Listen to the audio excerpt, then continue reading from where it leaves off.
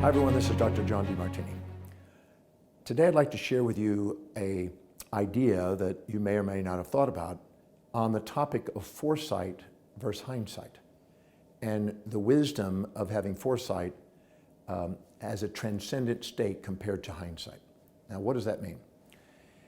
We have inside our lives the capacity for both. I'm going to use hindsight as learning through trial and error, and foresight having intuition and inspirations to see things that are to be coming in our life that we're to create.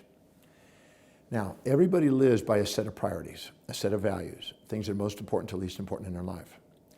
Whenever you're living according to your highest value and setting goals that are in alignment with your highest priorities and highest values in your life, you automatically awaken inside you a more objective view, a more even-minded view.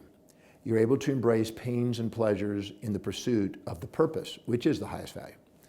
Whenever you're living by lower values, the very lower values, you end up having a subjective view, and you end up attempting, as a result of not being fulfilled by your highest values, looking for immediate gratification and wanting a quick fix and wanting a pleasure. And you tend to divide yourself up. You're trying to avoid the pains and seek the pleasures. In your highest values, you embrace both of them in the pursuit of a purpose. You're willing to take support and challenge, ease and difficulty, positive and negatives equally in your life, which is necessary to achievement. But when we're living by our lower values because of the unfulfillment, and we're looking for immediate gratification, we're looking for a pleasure and trying to avoid a pain. Like an animal, we're searching for prey, trying to avoid a predator. And this behavior is futile. Why is it futile? Because anytime you're searching for a one-sided world, let's imagine an animal going after a prey, and it doesn't have a predator. And it goes and eats the prey, and it overeats. It tends to pig out. When it does, it's sluggish, it can't run as fast, and it's got more calories in its body because it overate. What it does is it increases the probability of a predator coming after it because now it can't run as fast, and it's got a lot of calories, and it's an efficient meal for a predator. So the more you strive for that pleasure without pain, the higher the probability pain comes in there that's unwanted. And so it's a futility to go after a pleasure without a pain in life. Even though you hear, I want happiness without sadness and pleasure without pain and positive without negative, life is like a magnet. It has two sides, and you don't get one side without the other. In Buddhist teaching, there was a statement that says the desire for that which is unavailable, one side of the magnet, the positive without the negative, and the desire to avoid that which is unavoidable, the negative side of the magnet, is the source of human suffering. Because we suffer striving for a one-sided world instead of embracing both sides. So subjective world is a biased world where we're lopsiding our perception and seeing all positives without negatives or all negatives without positives. And we're run like an animal, avoiding pain and seeking pleasure. And we're having to learn through trial and error why it's not working. And that's a very inefficient system. It's slow. Even our modern computers today have to function this way. It's not the same as a human mind that has foresight. That still gives us an advantage over artificial intelligence. So we have telonomics. Telonomics is the feedback from trial and error, striving for a pleasure, trying to avoid a pain, and finding out that it's futility. Our brain even has a system in there to make sure we learn from that. Because if we're striving for a pleasure and we go take something or do something that's pleasureful, the next time we do it, we have a little less pleasure. And that means we need even more to get the same pleasure. That's where addiction comes from. So addiction is a byproduct of unfulfilled highest values and our animal nature living in the lower values. And if we do, we have what is called hedonic adaptation to calm down our illusion of a pleasure without a pain. On the pain side, we have what is called desensitization. If we experience a pain, the next time we experience it, it's a little less. And the next time we experience it, it's a little less. We have a built-in mechanism in our brain to make sure we try to bring ourselves from the subjective, animal, trial and error learning to try to be taking us to the highest executive center of the brain where we have foresight, where we can see a vision, we can see strategies, and we can act on them, and where we have intuition trying to balance things and inspiration trying to lead things and drive things. When we live by foresight, we're able to see our vision, we're able to execute plans for it, and we're able to see things and become unborrowed visionaries and actually change the world.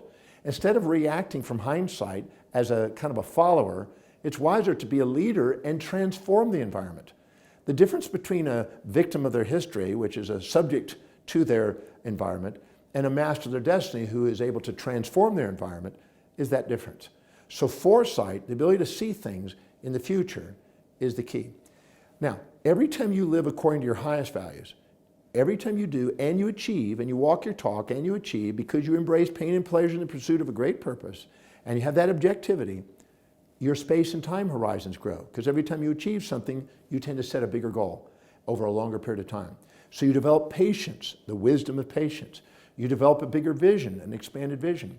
And once your vision gets bigger than your own life, when you start thinking, I could do something that leaves perpetuity and leaves something beyond my life, a legacy, you actually enter into the world of immortality. That means your goals now are not mortal goals for basic needs. Your goals are for doing something that leaves marks in history. So if you live by foresight, you live by your highest values, you increase the probability of awakening up your immortal legacy, the path of making a vast difference, not just something that's immediate gratifying, but something that's long-term vision. It was Seneca, the poet, and the Roman poet, who basically talked about, do not look for responses in people in your immediate vicinity in your own generation, but look to the future, into many generations in the future, and plan goals that leave their marks in time. And the people who have those kind of foresights, these are like the Richard Bransons that are already thinking of Virgin Galactic, 100-year plans into the future. The individuals that are doing that are leaving their marks in history. That's why we hear about them. And you can be one of those individuals by simply learning how to live by your highest values and activating your foresight instead of having to learn through telonomics. If you look at some of the greatest people in history, they had mentorship and they had people that they learned from, so they didn't have to reinvent the wheel. So if you live by your highest values and you start associating with people that are doing extraordinary things and you value yourself and your self-worth is expanded and you have bigger visions, you leave your marks on this planet. If not, you're going to be probably caged psychologically like the animal and probably be forgotten and probably sacrificed. So you can live your life as an inspired, almost angelic visionary, or you can be sitting there and caged in your life, living in, you might say, plateaus, holding yourself back, having to learn through trial and error and passing the opportunity that foresight has to offer. You deserve to live by foresight more than just hindsight. Thank you for joining me for this presentation today. If you found value out of the presentation, please go below and please share your comments. We certainly appreciate that feedback. And be sure to subscribe and hit the notification icons. That way I can bring more content to you and share more to help you maximize your life. I look forward to our next presentation. Thank you so much for joining me.